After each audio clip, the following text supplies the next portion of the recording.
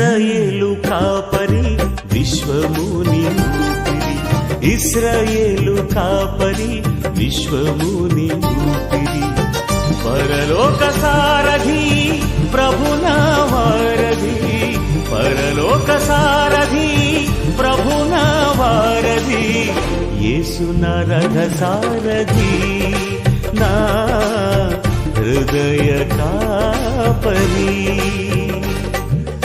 ఇశ్రాయేలు కాపరి విశ్వముని ఊపిరి, ఇశ్రాయేలు కాపరి విశ్వముని ఊపిరి.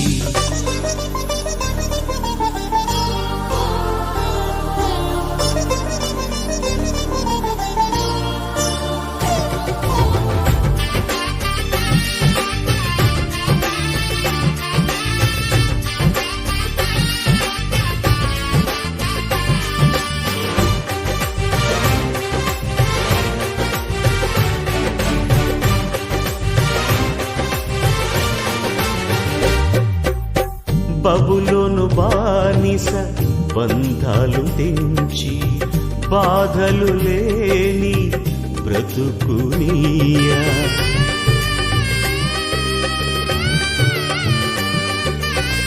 బబులోను బానిస బంధాలు తెంచి బాధలు లేని బ్రతుకునియా, సిలువ కాటాలో శ్రమల కౌగిటిలో, సిలువ కాటాలో శ్రమల కౌగిటిలో రక్తము కాచి రక్షణనిచ్చిన నా యేసయ్య, నీ రక్తము కాచి రక్షణనిచ్చిన నా యేసయ్య.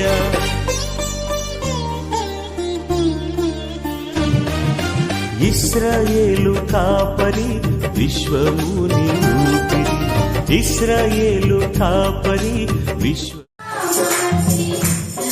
38వ వచనం నుంచి 40వ వచనం వరకు చదువుకున్నాం.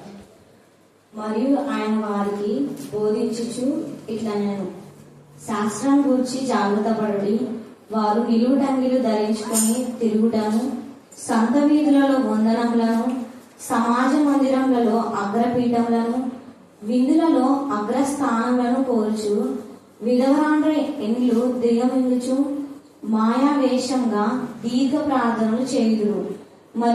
వీరు విశేషంగా శిక్ష పొందుదురని దేవుడి పరిశుద్ధ వాక్యము దీవించి ఆస్వాదించున్నాము. ఆమేన్, ఆమేన్, ఆమేన్.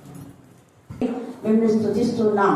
మీ చిత్తానుసారం సంపత్ అరుణ వారి యొక్క కుమార్తె వివాహ విషయంలో నా ప్రభా మీరు ఈ దినమందు చేసే అద్భుత కార్యాన్ని బట్టి మేము స్తుతిస్తున్నాం. మీ నామంలో మీ రక్తంలో సాటిన సహాయాన్ని మీరు పంపారు. కరుణా పీఠంలో ప్రార్థించిన ప్రతి ప్రార్థనకు మీరు జవాబిస్తున్నందుకు మేము స్తుతిస్తున్నాం. దేవా మీకే స్తోత్రం, మీకే స్తోత్రం, మీకే స్తోత్రం, మీకే స్తోత్రం, మీకే స్తోత్రం. మరి నా ప్రభ నా తండ్రి వారి యొక్క నా ప్రభ మరి మాటల్లో మీరు తోడుగా ఉండి మీ జ్ఞానాత్మతో నింపి నా ప్రభ ఎది కుటుంబీకులకు మీ సమాధానం కలగచ్చమని ప్రార్థిస్తున్నాం. దేవా మీకే స్తోత్రం. అలాగే నా ప్రభ నా తండ్రి మరి మెడికల్స్ నా తండ్రి దేవా 4th ఇయర్ నా తండ్రి దేవా హౌస్ సబ్జెక్ట్ లో ఉన్న బిడ్డలు అనేక భయం అలజడి కలవరం వారి నుంచి లయపరచమని ప్రార్థిస్తున్నాం. ఇంటర్ ఎగ్జామ్ రాయే బిడ్డల్లో ఉన్న కలవరం అలజడి ఏసునామములో లయపరచమని ప్రార్థిస్తున్నాం. ఎంతమంది ఈ రాత్రి వేళ నా ప్రభ కలవర పడుతూ ఉన్నారో, ఎంతమంది బిడ్డలు నా ప్రభ అజాగ్రత్తగా ఉన్నారో అజాగ్రత్త నుంచి మీరు విడిపించమని ప్రార్థిస్తున్నా. ప్రతి బిడ్డ కలవరం నుంచి విడిపించబడి జాగ్రత్త పడడానికి మీ జ్ఞానాన్ని మీ వివేకాన్ని మీరు దాయించమని ప్రార్థిస్తున్నాం. వెనుకోకండి ప్రార్థించే జీవితం ప్రతి ఒక్కరికి మీరు దాయించదు కాక. దేవా మీకే స్తోత్రం, మీకే స్తోత్రం, మీకే స్తోత్రం. ఎవరి బిడ్డలు తమ యవన జీవితాన్ని మీకు సమర్పించడానికి మీకు దాయించండి. యవన కాలంలో కాటు మోయిట నరునికి మేలు అని సెలవిచ్చారు. అవును ప్రభా మీకే స్తోత్రం, మీకే స్తోత్రం, మీకే స్తోత్రం. ప్రతి ఎవరి బిడ్డ కష్టపడి పని చేయడానికి మీకు దాయించండి. సోమరి పోతులుగా నా ప్రభా నా తల్లి తిరుగుబోతులుగా తిండిబోతులుగా వదలబోతులుగా నిద్రబోతులుగా ఉండే వారితో ఈ రాత్రి మీరు మాట్లాడమని ప్రార్థిస్తున్నాం. దేవా సోమరితనం చింపి గుడ్డలను కలుగ చేస్తుందని మీరు సెలవిచ్చారు. అలాగనే సోమరి వాడు ఫస్ట్ పడి ఉంటుందని మీరు సెలవిచ్చారు. దేవా సోమరి వాడిని చేరు దాటిరాగా మొండ పొదలు గచ్చ పొదలు అక్కడ ఉన్నాయని మీరు సెలవిచ్చినారు.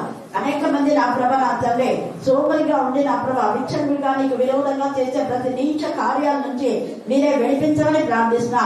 కష్టపడి పని చేసుకుని సంపాదించాలని జ్ఞానం కలుగుతామని ప్రార్థిస్తున్నా. మీకే స్తోత్రం, మీకే స్తోత్రం, మీకే స్తోత్రం, మీకే స్తోత్రం, మీకే స్తోత్రం. ప్రతి తిరుగుబోతులతో తాగుబోతులతో మీరు మాట్లాడమని ప్రార్థిస్తున్నాం. వ్యర్థమైన వాటిని చూడకుండా బిడ్డల కన్నులు మీరే తిప్పివేయదు వాక దేవ. ప్రతి చెడు ఆలోచన తలపు నుంచి మీరు విడిపించమని ప్రార్థిస్తున్నాం. ఎలాంటి ప్రశస్తమైన రక్తం బిడ్డలో మీరు ప్రవహించాలి. అనేక మంది బిడ్డలు మా ప్రభా నీకు మహిమకరంగా మీరు వాడుకుంటున్నారు. అందుకు మీకు వర్ణాలు స్తోత్రం చెల్లించుకుంటున్నాం. ఈ స్థలం నుంచి చేయబడే ప్రార్థన పైన నా కను దృష్టించాలని సెలవిచ్చిన దేవా మీకే స్తోత్రం, మీకే స్తోత్రం, మీకే స్తోత్రం. ఇక్కడి నుంచి ఆయా ప్రాంతంలో వెళ్ళిన బిడ్డలను ఆ ప్రాంతంలో మీకు మహిమకరంగా వాడుకుంటున్నందుకు మీకు వర్ణాలు స్తోత్రం చెల్లించుకుంటున్నాం దేవ. మీకే స్తోత్రం. ఇంకా బిడ్డలు మీరు బలపరచండి. మీకు సాక్షులుగా సాధారణంగా దేవ ఎక్కడికి వెళ్ళినప్పుడు ఆత్మల భారం కలిగి స్తోత్రం చెల్లించి జాగ్రత్త పడండి. చెప్పండి అందరు గట్టిగా, మళ్ళీ చెప్పాలా? మొదట కలవరం పోగొట్టుకోవాలా? కలవరం పోగొట్టుకున్న తర్వాత జాగ్రత్త పడాలి.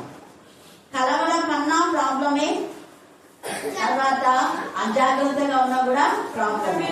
కాబట్టి సమస్యల వలయంలో నుంచి మనం బయటికి రావాలి అంటే దేవుడు ఈ రాత్రి నీతో నాతో మాట్లాడుతున్నాడు. ఏంటంటే కలవర పడకుడి అని, తర్వాత జాగ్రత్త పడకుడి. అయితే జాగ్రత్త ఎవరి గురించి పడాలి అంటే లేఖనంలో తేటగా ఇక్కడ తెలియజేస్తున్నారు. ఎవరు చూడండి, ఇక్కడ మనం చదివితే విన్నాం కదా, మార్కు సువార్త 12వ అధ్యాయం 38వ వచనం చదవండి. మరియు ఆయన వారికి బోధించుచు, చూడండి యేసయ్యనే చెప్తున్నారు ఇక్కడ బోధిస్తూ. ఏమని చెప్తున్నా? శాస్త్రులను గూర్చి జాగ్రత్త పడి. శాస్త్రులు, పరిసయ్యులు, తర్వాత ప్రధాన యాజకులు, ఈ ముగ్గురు గురించి జాగ్రత్త పడాలి. ఇంకొక చోట ప్రధాన యాజకుల గురించి చెప్తారు, పరిసయ్యుల గురించి చెప్తారు. ఎందుకు అంటే 23 మత్తయి సువార్తలో పరిసయ్యులు, శాస్త్రులు, యాజకులు మీరందరూ కూడా వేషధారులుగా ఉన్నారు అని వాళ్ళని గద్దించి వాళ్ళ వేలో వాళ్ళని గద్దిస్తారు. ఇన్ ద సేమ్ వే శిష్యులకు, మిగతా ప్రజలందరికీ కూడా వీళ్ళ విషయమే జాగ్రత్తగా ఉండండి. ఎందుకంటే వాళ్ళు చెప్తారు కానీ చెయ్యరు. ఏం చెప్తారో అది చెయ్యరు, ఏం చేస్తారో అది చెప్పరు, చేసేది చెప్పరు, చెప్పేది చెయ్యరు. కాబట్టి వీళ్ళ విషయం చాలా జాగ్రత్త పడండి అన్నారు.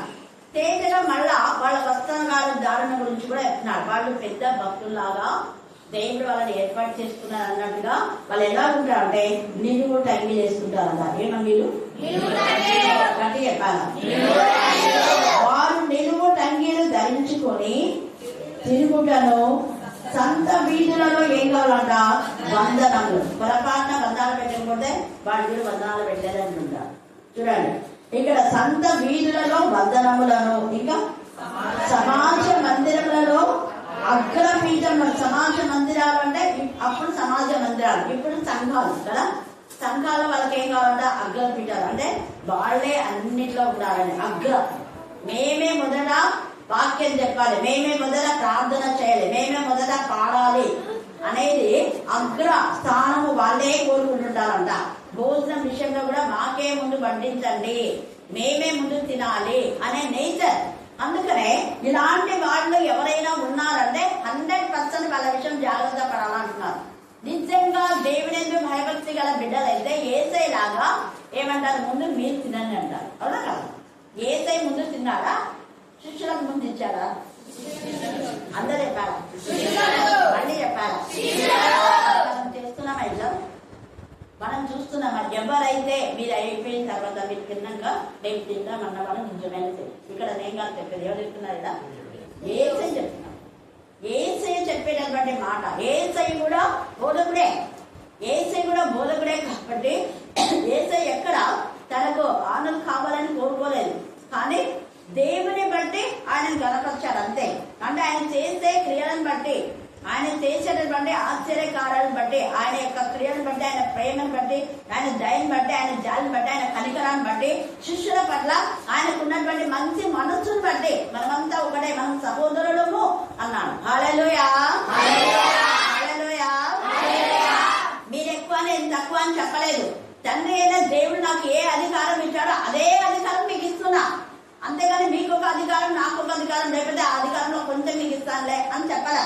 సేమ్ తండ్రి అయిన దేవుడు నాకు ఏ అధికారం ఇచ్చాడో అదే అధికారాన్ని మీకు ఇస్తున్నా. మీరు వెళ్ళి అనేకులకు దేవుడు నామాన్ని ప్రకటించాడు. యేసయ్య ఎలాగ నేను అనేక పల్లెల్లో, అనేక పట్టణాల్లో నేను వెళ్ళాను కదా, అలాగే ముందు వెళ్ళి ఏసే మార్గదర్శకంగా చూపించారు.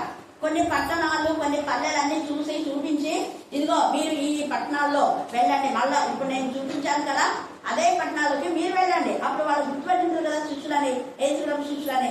కాబట్టి మీరు ఖచ్చితంగా మంచిగా రిసీవ్ చేసుకుంటారు. ఒక్కవేళ వాళ్ళు మిమ్మల్ని సరిగా రిసీవ్ చేసుకోలేదే అనుకో, అప్పుడు ఏం చేయాలంట, పాదంలో ధూళి అక్కడ దులిపేసేయండి. పంపింది ఎవరు? నేను. పంపింది ఎవరు? తండ్రి అయిన దేవుడు. తండ్రి అయిన దేవుని ప్రతినిధులుగా మీరు వెళ్తున్నారు. తండ్రి అయిన దేవుని చేత ఏర్పరచబడి, ప్రత్యేకించబడి, ప్రతిష్ఠించబడి, పంపబడిన వారు మీరు. ఒకవేళ వాళ్ళు మిమ్మల్ని ఏమైనా ఆటంకం చేస్తారు అనుకో, వాక్యం చెప్పకుండా, అప్పుడు వాళ్ళు ఎవరిని ఆటంకం చేస్తున్నారంటే దేవుని వాక్యం ఆటంకం చేస్తున్నారు. అలాంటి వాళ్ళని దేవుడు క్షమించాడు.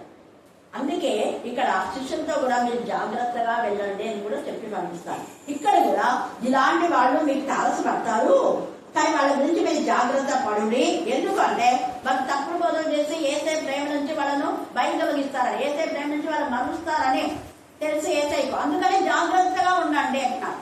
బయటపడే ఇక జాగ్రత్త పడకపోయినందుకే ఈ నిలువుటంగీలు వేసే వాళ్లతో పాటు మరి సహచర్యం చేసి జాగ్రత్త పడకుండా పడిపోయినారు. ఎవరు?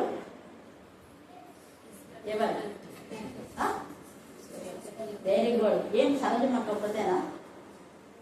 మిగతా ఎందుకు మీరంతా చూపెడతా వెంటనే చెప్పాలి. అందుకే దాని అర్థం ఏంటంటే అలర్ట్ గా ఉండాలి.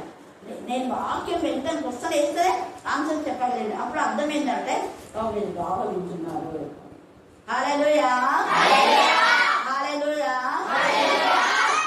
ఈ నిలువుటంగి ప్రధాన యాజకులతోనే కదా, అన్న కయప శాస్త్రులతో ఉండే కదా. యేసయ్యతో పాటు శిష్యులతో పాటు ఎక్కువ ఉన్నాడు. ఈ ఫెలోషిప్ లేదు ఇస్కరియోతు యూదాకు. ఇస్కరియోతు యూదా ఫెలోషిప్ అంతా దొంగలు, దోచుకునే వాళ్ళు, అన్యాయంగా ఉండేవాళ్ళు. యేసని ఎవరైతే తింటున్నారో, యేసని ఎవరైతే అవమానపరుస్తారో వాళ్ళతో తొట్టి గ్యాంగ్తో తిన్నారు. ఈ జగన్ తొట్టి గ్యాంగ్ అయిపోయి ఏం చేస్తున్నాడు? ఊరు వేసుకుని చచ్చారు. ఎందుకు? జాగ్రత్త పడలేదు కాబట్టి. అజాగ్రత్తగా ఉంటే మన బ్రతుకులు పాడైపోతాయి. వాళ్ళ సహవాసంలో ఉంటే వాళ్ళు నేను ఖచ్చితంగా ఏం చేస్తారు, వాళ్ళు నరకానికి పోతారని వాళ్ళకి తెలుసు, ఆల్రెడీ తెలుసు వాళ్ళు. కానీ వాళ్ళు పోయేది కాకుండా ఏం చేస్తారు, అనేకులను తీసుకుపోతారు. అపవాది యొక్క క్రియలు లైపక్షులుగా ఏసై వచ్చాడని తెలిసి ఈ అపవాది ఏం చేస్తాడు, తనతో పాటు చాలా మందిని తన వైపు మరల్చుకోవాలని చూస్తాడు. మనం లేఖన భాగంలో చూస్తున్నాం కదా, లేఖనం చాలా సార్లు చెప్పాను. సహవాసం అన్నది సరిగా లేకుండా జాగ్రత్త పడకపోతే సేమ్ ఇక్కడ ఇస్కరియోతు యూదా అంతే ఇంకా చాలా మంది ఉన్నారు. మన ఉదాహరణ ఇప్పుడు శిష్యుల గురించి కాబట్టి అది. అందుకని జాగ్రత్త పడులే అంటున్నాడు. చూడండి, మరియు ఆయన వారికి బోధించుచు అన్నాడు, శాస్త్రం గురించి జాగ్రత్త పడుడి. వారు నిలువుటంగీలు ధరించుకొని తిరుగుటను, సంత వీధుల్లో వందనములను, సమాజ మందిరంలో అగ్రపీఠాలు.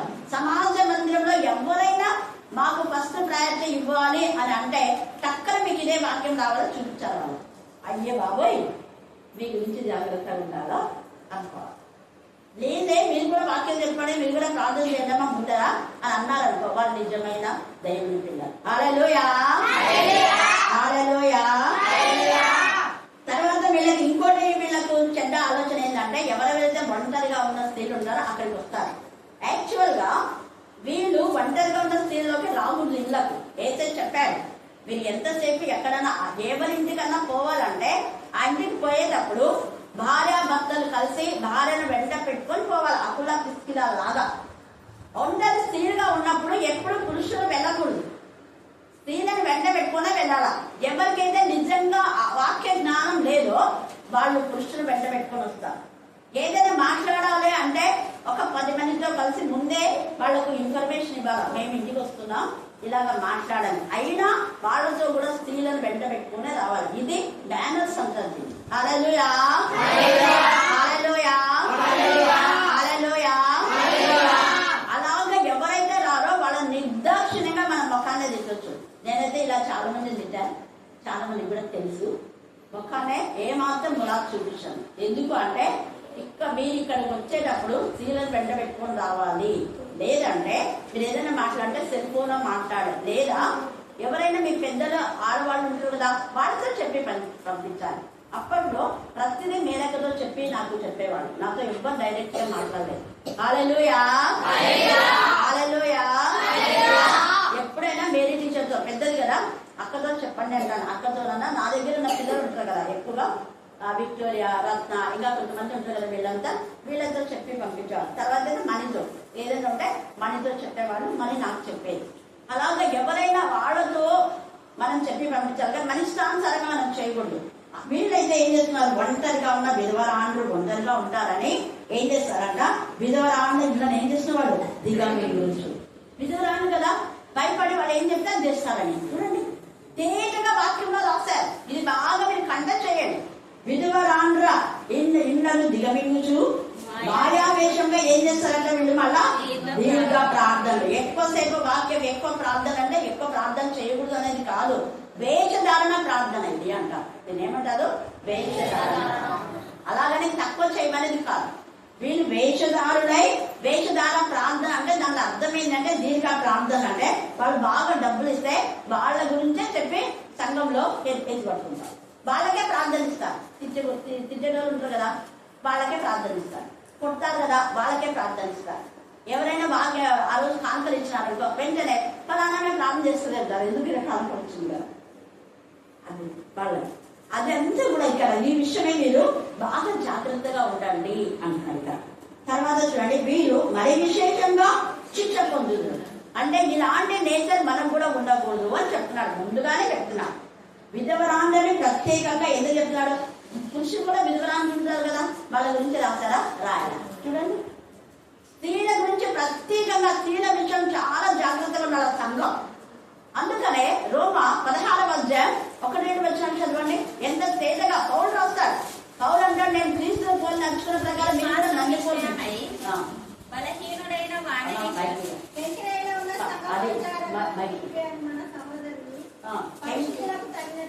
పరిశుద్ధులకు తగినట్టుగా ఇది కంట చేయండి. మీరందరూ కంట చేయండి. రేపు నేను అడుగుతా ఎంతమంది కంట చేశారు. 1 నుంచి 3 వచ్చారు. చదవ కెంక్రేయలో ఉన్న సంఘ పరిచారకురాలకు ఫీబీ అను మన సహోదరిని, మన అన్నదేం చేసుకోండి, మన సహోదరి, నీ సహోదరు కాదు, నీకు సహోదరి నాకు లవ్వాలని ఉంటారు. అలా ఇక్కడ ఏమంటారు, సంఘంలో ఉండే స్త్రీలు అందరికీ సహోదరుడే. కానీ హల్లెలూయా, హల్లెలూయా, హల్లెలూయా. నీకు వస్త కాదులే, నాకు వస్తయితులే అనేవాళ్ళు కాదు ఇక్కడ. మన అనేది మీరు అర్థం చేసుకోండి. సంఘంలో ఉన్నారంటే వాళ్ళందరూ మన అక్క చెల్లెళ్ళే. నువ్వు మన అక్క చెల్లెల్లో నువ్వు ట్రీట్ చేస్తున్నారా? పెద్దలైన వాళ్ళు, వాక్యం వింటున్న వాళ్ళు, లేదా ఇంకా యాజకులైన వాళ్ళు, పెద్దలే ఇంకా సంఘంలో ఎవరెవరైతే ఉన్నారో డామినేషన్ చేసే వాళ్ళంతా ఈ రాత్రి ఒక్కసారి ఈ వాక్యం అర్థం చేసుకోవాలి. మన సహోదరి అని అలాగా పరిచయం చేసిన వాళ్ళకు సపోర్ట్ చేయాలి. చదవమ్మా మరి. కెంక్రేయలో ఉన్న సంఘ పరిచారకురాలకు ఫీబీ అను మన సహోదరిని పరిశుద్ధులకు తగినట్టుగా ప్రభునందు చేర్చుకొని ఆమెకు మీ వలన కావలసినది ఏదైనా ఉండేదలా సహాయం చేయవలనని ఆమెను గురించి మీకు సిఫారసు చేస్తున్నాడు పౌలు. కొంతమంది ఏలో ఉండాలి, వాళ్ళు లేకుండా మేము బాగా వాక్యం చెప్పవచ్చు అని కొట్లాడలు చెప్తుంటారు. సంఘంలో వస్తేనే కొట్లాడాలి. ఇక్కడ ఉంది అలాగా. ఆమె గురించి మీకు సిఫారసు చేస్తున్నారు. ఇంకా ఉంది, ఆమె నాకును ఇతరులకు గతంలో ఏం చేస్తున్నామే, ఆమె సహాయకురాలే ఉంది. సంఘానికి ఆమె సహాయం చేసింది, కానీ సంఘం నుంచి ఆమె ఏం సహాయం కోరలేదు. కానీ ఇప్పుడు ఆమె ఈ యొక్క వృద్ధాప్యంలోకి వచ్చింది ఫీబీ. అందుకని మీరు ఆమెకు చేయాలి. అప్పుడు ఆమెనే పని చేసుకొని ఆమెనే సంఘానికి దైవజనులు ఎంతో మందిని ఆదరించింది, ఎంతో మందికి సహకరించినటువంటి స్త్రీ ఫీబీ. సంఘ పరిచారకురాలని ఇక్కడ రాయబడింది.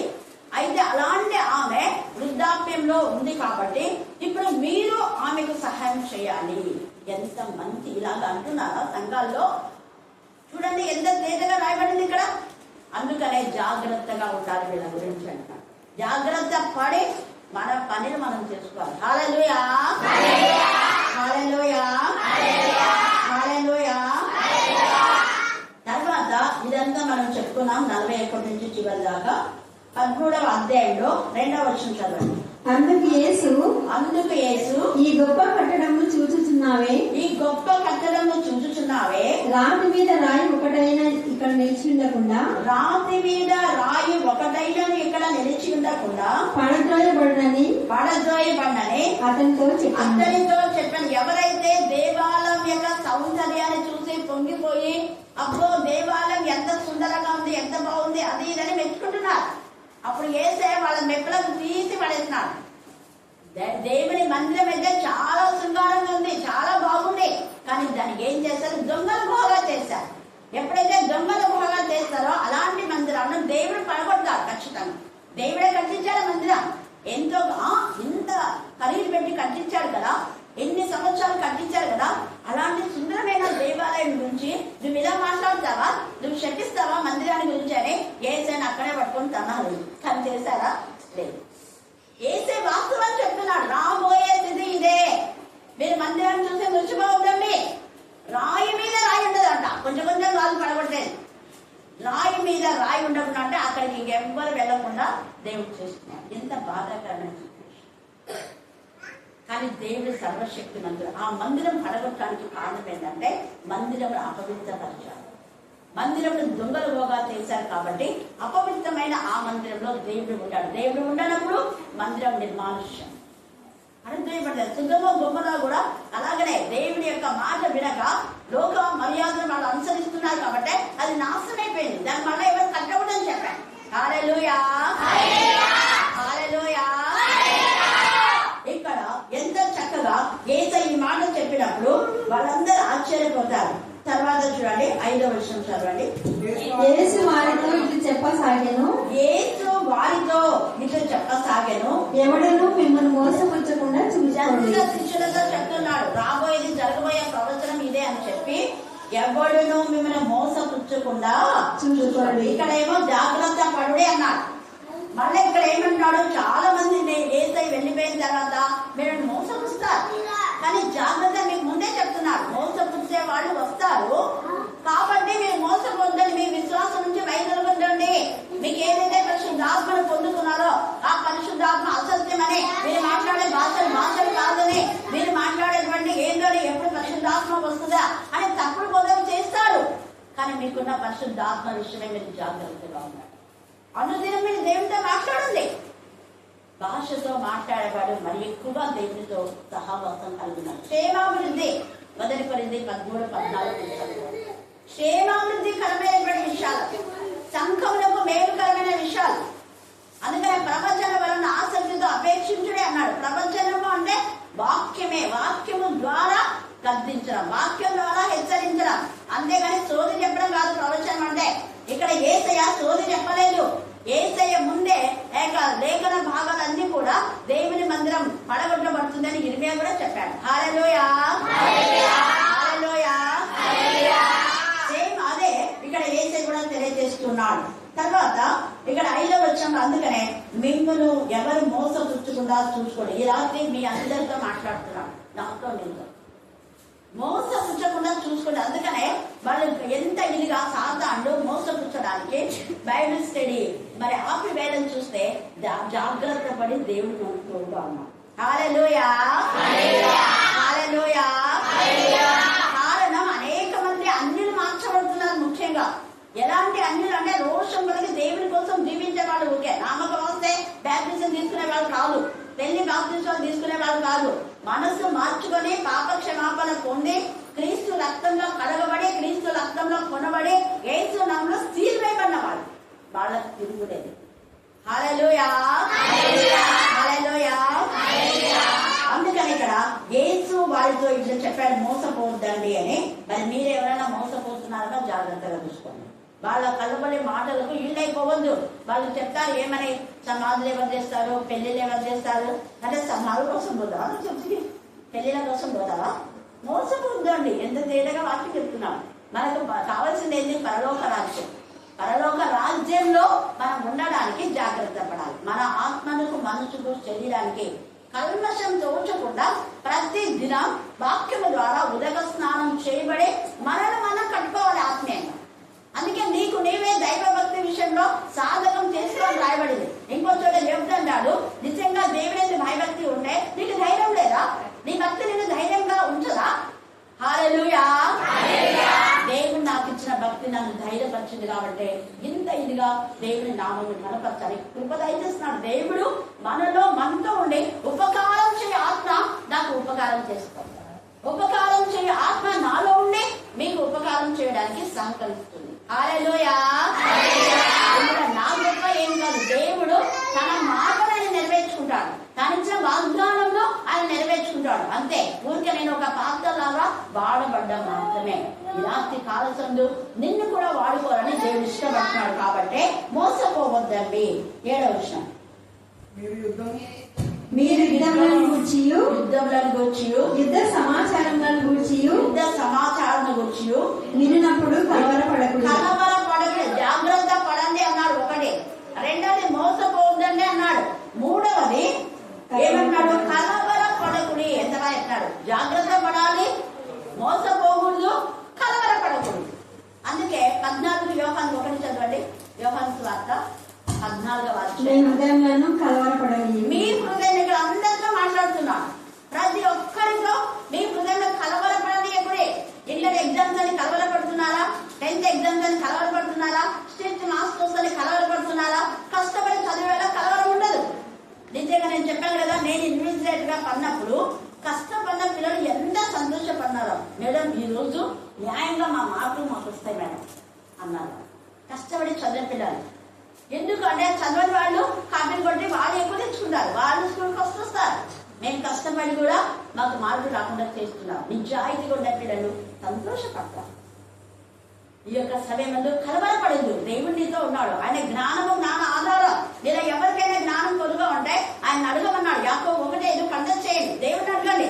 మీ సబ్జెక్ట్ ఏది తప్పుగా ఉందో దాని విషయమే దేవుడిని అడగండి. దేవుడు ఖచ్చితంగా ఈజీగా ఓవర్కమ్ చేయడానికి ఆయన జ్ఞానం, ఆయన వివేకాన్ని, ఆయన సమయస్ఫూర్తిని, ఆయన ధైర్యాన్ని, ఆయన చాతుర్యాన్ని, ఆయన యొక్క మరి నైపుణ్యాన్ని మీకు ఇచ్చి ఆయనే మీ పైన దృష్టి ఉంచి మీతో చెయ్యి పట్టుకొని రాయిస్తారు. హల్లెలూయా. హల్లెలూయా. దావీదు చేతిని పట్టుకొని వడిసల విసేసరికి అంత పెద్ద గొలియాతు ఎంత ఇదిగా ప్రగల్భాలు పలికాడు. నోరు ఉంది కదా అని ఇష్టం వచ్చిన పడినటువంటి అతను కుప్ప కొలిపాడు. ఇంకా మళ్ళీ మాటలు లేవు. అన్ని రోజులు 40 రోజులు ఏమేమో మాట్లాడినా దేవుడు నీకు కూడా అదే చేస్తాడు. నీ గురించి 40 రోజులు కదా 3 నెలలు మాట్లాడినా కూడా నోరు మూసిపించేలా చేస్తాడు దేవుడు. సర్వశక్తిమంతుడు అనుకున్నాడు. అయితే మీరు కలవరపడు. ఎంత బాగా చెప్తున్నాడు. కలవరపడకుడి అంటున్నాడు ఇక్కడ. తర్వాత ఇవి జరగవలసి ఉన్నాయి కానీ అంతము వెంటనే రాదు. జనము మీదికి జనమును, రాజు మీదికి ఇవన్నీ జరుగుతున్నాయి. రాజ్యం మీదికి రాజ్యం లేస్తుంది, జనం మీదికి జనం లేస్తున్నారు. అక్కడక్కడ భూకంపములు కలుగును, కరువులు వచ్చును. ఇవే వేదనకి ప్రారంభం. కానీ ఇంకా అంతం వచ్చే లోపల మనం జాగ్రత్తగా ఉండాలి అని ఫస్ట్ డాక్టర్ దేవుడు మాట్లాడతాడు. మళ్ళీ 9వ వచనం, మిమ్మల్ని మీరే జాగ్రత్త పడండి. ఎందుకంటే మిమ్మల్ని గురించి మీరే జాగ్రత్త పడండి. వారు మిమ్మల్ని ఏం చేస్తారంట? సభలకు అప్పగించారంటే చర్చిలో అందరు కూర్చొని మిమ్మల్ని అక్కడికి వంట చేసి మాట్లాడతారు. ఇది ముందే తెలిసి నాకు. ఇలా చేస్తారు, సభలకు అప్పగిస్తారు. మళ్ళీ ఏం చేస్తారంట? సమాజ మందిరంలో కొట్టించెదరు. మీరు వారికి సాక్షాత్మై అధిపతుల ఎదుటను రాజుల ఎదుటను నా నిమిత్తము నెరవబడెదరు. సకల జనములకు సువార్త ముందుగా ప్రకటింపబడవలెను. ముందుగా వాక్యం ప్రకటించినందుకే ఇది పేదమందుగా ఆయన ఎంత చేయడం మనకు జరగబోయేటట్లే ఆయన చెప్తాడు. కాకపోతే మనం వాక్యం సరిగా చదివిన వాళ్ళు నిబ్బరంగా ఉంటారు. ఇదంతా తొట్టిగాంగి, ఇదంతా కొట్టు, ఇదంతా ఎగిరిపోతారు. నేను ఒకసారి కాలుస్తాను దేవుడు. నాతో అదే చెప్తాడు దేవుడు. నీకు విరోధంగా వినపడిన ఏదో మధ్యలో తర్వాత మెట్టగా ఉన్న స్థలం నేను సరళం చేస్తానన్నాడు. తర్వాత నువ్వు పోయిన చోటునల్లా నీకంటే ముందు నేను వెళ్ళి ఆ ఇంటిని ఆశీర్వదిస్తాను. తర్వాత నేను ఏ ఇల్లు ఏర్పాటు చేసుకుంటే ఆ ఇంటికే నువ్వు వెళ్తావు, వేరే ఇళ్ళకి వెళ్ళావు. నేను ఆశీర్వదించే వారినే నువ్వు ప్రార్థన చేసి ఆశీర్వదిస్తావు. అది దేవుని శపించే వాళ్ళు శపించబడతారు. గుర్తుపెట్టుకోండి. ఎప్పుడు కూడా దేవుని దగ్గర నుంచే ప్రతిదీ అందుకే ఇక్కడ తేజగా ఇక్కడ మాట్లాడుతున్నాడు పరిశుద్ధాత్మదే ముందుగా ప్రకటింపబడవలెను. తర్వాత వారు మిమ్మల్ని అప్పగించుటకు కొనుకోబడినప్పుడు మీరు ఏమి చెప్పుకున్నా అని ముందుగా చింతింపబడి అయ్యో ఎట్లబ్బా బుధవారం ఆపేస్తే చింతనే వద్దు. హల్లెలూయా హల్లెలూయా. చింతింపబడి ఎందుకు చెప్తున్నాడు కదా, ఆ గడియలోనే మీకు ఏది ఇవ్వబడినో అదే చెప్పుడు. చెప్పువారు పరిశుద్ధాత్మే కానీ మీరు కాదు. ఎందుకు పరిశుద్ధాత్మతో మీరు ఉన్నారు కదా, మిమ్మల్ని ఆత్మతో నేను అభిషేకించాను. వాళ్ళు ఏమేమో మాట్లాడతారు, వీళ్ళ పరిశుద్ధాత్మ ఉందా లేదని. ఇచ్చింది నేను కదా, నేను సాక్షి. రోమా 8లో సాక్ష్యం ఇచ్చు ఆత్మ మన గురించి సాక్ష్యం ఇస్తాడు. యాకోబు అంటాడు ఈ రాయ మనకు సాక్ష్యం అంటాడు. వాళ్ళ మామయ్య కదా లాభంతో దేవుడు మనకు సాక్షిగా ఉంటాడు. కాబట్టి ధైర్యంగా ఉండాలి, ధైర్యంగా జీవిత పరుగులు జాగ్రత్త పడాలి. ముఖ్యంగా ఎవరి బిడ్డలకు యోసేపు కలవరం వల్ల యోసేపు ఏం చేసినాడు, జాగ్రత్త పడ్డాడు. పాపం చేయడానికి ప్రేరేపిస్తే మీరు జాగ్రత్త పడండి. తర్వాత మీ మీద చెప్పాలేస్తారు, వాళ్లే పాపానికి ప్రేరేపింప చేసి నీ పైనే నేరారోపణ చేస్తారు. కాబట్టి జాగ్రత్త పడాలి. అలాగే మనం చూస్తే చాలా మంది దీనా జాగ్రత్త పడలేదు. యాకోబు యొక్క కుమార్తె అక్కడ ఉన్న వాళ్ళని చూడడానికి వెళ్ళి కదా దీనా, కానీ పాపంలో పడిపోయింది, జాగ్రత్త పడలేదు. ఆమె అక్కడ వాళ్ళ స్టైల్ ఎట్లుంటుందో చూద్దామని స్టైల్ కోసం పోయింది. పాపం దేశం వాళ్ళు ఎట్లుంటారో చూద్దామని పోయింది. ఆమె పాపంలో పడిపోయింది. ఆమె పాపం చేయడం ఇష్టం లేదు, మంచిదే, ఆమె మంచి క్యారెక్టరే, కానీ ఏం చేయలేదు, జాగ్రత్త. పోయేది 10 మందిని తీసుకొని పోవాలి కదా, ఒంటరిగా వెళ్ళకూడదు ఆడపిల్లలు. మళ్ళీ చెప్తున్నాను. తర్వాత మనం చూస్తే ఇంకా తామర్ కూడా అంతే. వాళ్ళ నాన్న చెప్పాడు కదా అని పోయింది, అవివేకిని.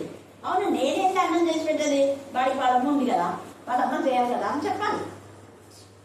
వాళ్ళకి అమ్ములోను వాళ్ళమ్మ అన్యురాలు చేసుకున్నారు. అన్యురాలు మరి సరైన విధానంలో అమ్ములను పెంచలేదు, దేవునికి విరోధంగా పెంచింది. అబ్షాలోం కూడా అంతే.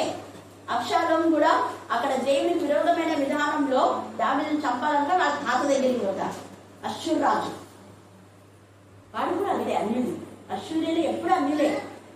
కాబట్టి ఈ యొక్క రాత్రి కాల సమయంలో మనం ఇలా ఉండకూడదు, జాగ్రత్త పడి ఈ యొక్క యోసేపు లాగా దానియేలు లాగా పరిశుద్ధతను కాపాడుకుందాం. దేవుడు ఈ లేఖన భాగంలో దీవించి ఆశీర్వదించుగాక. ఆమేన్ ఆమేన్ ఆమేన్. చివరి ప్రార్థన మన మధ్యలో మన సౌదామిని ప్రార్థనలో నడిపిస్తారు. భూతత్వమైన భవిష్యత్ కాలంలో సర్వాధికారి దేవుడు నా ప్రభు, పరిశుద్ధుడు పరిశుద్ధుడు పరిశుద్ధుడు అని పొగబడుచుకుంటే మానవ రక్షకుడు నీ పాదములకు వెళ్ళే వందనములు, స్తుతులు స్తోత్రములు స్తోత్రములు స్తోత్రములు చెల్లించుకుంటున్నా ప్రభా. మరింతవరకు ప్రభా నా యొక్క మా యొక్క జీవితాల్లో చేసిన మేలుని బట్టి కూడా మీకే స్తోత్రములు స్తోత్రములు స్తోత్రములు చెల్లించుకుంటున్నాం మెస్సియా. మరి ముఖ్యంగా ప్రభా ఇంతవరకు చెప్పిన వాక్యం బట్టి మీకే స్తోత్రం మెస్సియా. ఆంధ్ర యొక్క ఆత్మతో శక్తితో బలపరిచి ప్రభా అనేక ఆత్మలను రక్షించపరిచిన విధానం బట్టి కూడా మీకే స్తోత్రములు స్తోత్రములు స్తోత్రములు చెల్లించుకుంటున్నాం మెస్సియా. ఎల్లప్పుడూ ఈ యొక్క స్థలమందు చేయబడి ప్రార్థన మీద మీ యొక్క కనుదృష్టి నిలిచిన విధానం బట్టి కూడా మీకే స్తోత్రములు స్తోత్రములు స్తోత్రములు చెల్లించుకుంటున్నాం మెస్సియా. మరి ముఖ్యంగా ఇక్కడ చిన్న బిడ్డలందరూ ప్రభా వారి కుటుంబాలను కూడా దీవించి ఆశీర్వదించమని వేడుకుంటున్నాం మెస్సియా. ఇక్కడ చేరిన నియమల కోసం ప్రార్థిస్తున్నాం మెస్సియా. విద్యార్థుల కోసం ప్రార్థిస్తున్నాం మెస్సియా. ఎగ్జామ్స్ రాయబడి బిడ్డల కోసం కూడా ప్రార్థిస్తున్నాం మెస్సియా. మరి మీలో ఎవరికైనా జ్ఞానం కొద్దుగా ఉండేలా వాడు ఎప్పుడు దేవుని అడగలను, అప్పుడు అది వారికి అనుగ్రహింపబడిన సెలవిచ్చిన మెస్సియా. మరి ఏకగ్రహమైన మేమందరం కూడా ప్రభా ఇహలోక సంబంధమైన జ్ఞానాన్ని పొందుతూ కూడా పరలోక సంబంధమైన జ్ఞానాన్ని మీ యొక్క విధమైన మేమందరం పొందుకోవడానికి ప్రభా మీ యొక్క దైశ్యమని వేడుకుంటున్నాం మెస్సియా. మరి ఇక్కడ ఈ యొక్క స్థలంలో ప్రభా ఎంతమంది అయితే ఉంటున్నారు ప్రభా వారందరినీ కూడా ప్రభా మీ యొక్క ఆత్మతో శక్తితో బలపరిచిన